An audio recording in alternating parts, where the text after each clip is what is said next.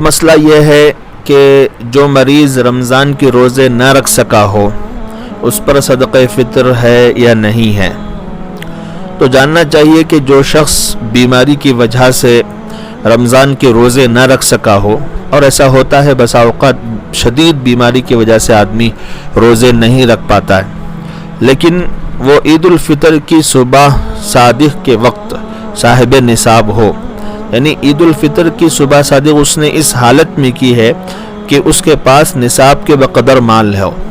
تو اس پر صدقہ فطر لازم ہوگا، اگرچہ کہ اس نے بیماری کی وجہ سے رمضان کے روزے نہیں رکھے، پھر بھی اگر وہ عید الفطر کی صبح صادق کے وقت صاحب نصاب ہو تو اس پر صدقہ فطر لازم ہوگا، یعنی اس کو صدقہ فطر ادا کرنا ضروری ہے.